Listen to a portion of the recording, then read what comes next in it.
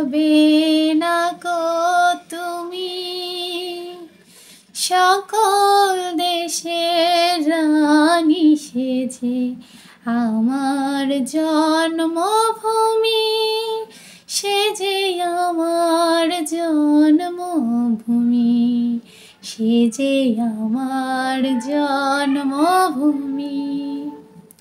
আমাদের জন্মভূমি আর কোনো দেশের রানী নাই, এখন ধ্বংসস্তূপে পরিণত হয়েছে। দেশ আমরা স্বাধীন করতে পারছি ঠিকই, কিন্তু সভ্য করতে পারিনি।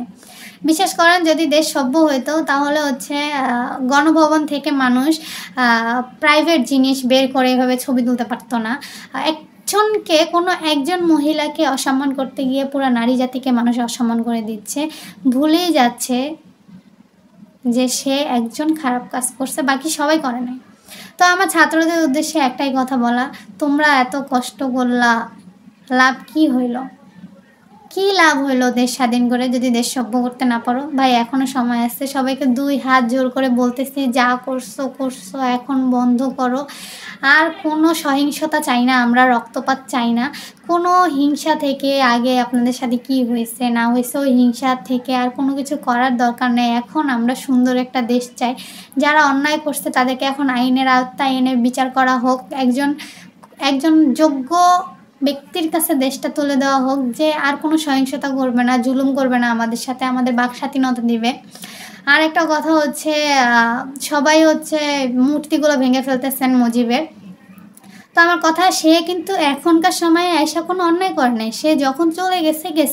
হ্যাঁ, তার মেয়ে তাকে নিয়ে একটু বেশি বাড়াবাড়ি করে ফেলছে। এখন আপনারা চাচ্ছেন যে দেশে কোনো মূর্তি থাকবে না, একজন মৃত ব্যক্তির মূর্তি থাকবে না।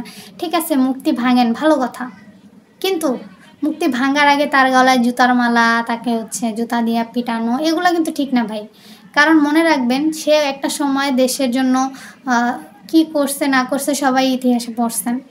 এখন তার মেয়ের প্রতি রাগ থেকে তার প্রতি আক্রোশ ঝাড়ার কোনো দরকার নাই। সেই ব্যক্তিটা এখন বেঁচে নাই, তাকে আমরা মন থেকে সবাই সম্মান করি। আমি মনে করি যে দল বল নির্বিশেষে সবাই তাকে সম্মান করে, কারণ সে আমাদের মুখের ভাষা ফিরিয়ে দেওয়ার জন্য আন্দোলন করছে।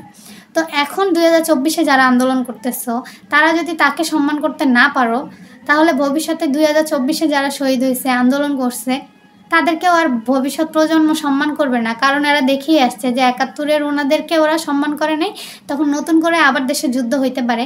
কারণ 1971 সালে যুদ্ধ হওয়ার পর দেশ স্বাধীন হয়ে গেছে, আবার 2024-এ দেশ স্বাধীন করা লাগলো, আবার যে ভবিষ্যতে স্বাধীন করতে হবে না তার কোনো গ্যারান্টি নাই। তখন কিন্তু 2024-এর এই আন্দোলনকারীদেরকে মানুষ অসম্মান করবে। তাই আমি বলতেছি, লুটপাট সব কিছু বন্ধ করো আর দেশটাকে একটা সুন্দরভাবে, আমাদের সুন্দরভাবে বাঁচতে দাও ভাই, সুন্দরভাবে বাঁচতে দাও সবাইকে।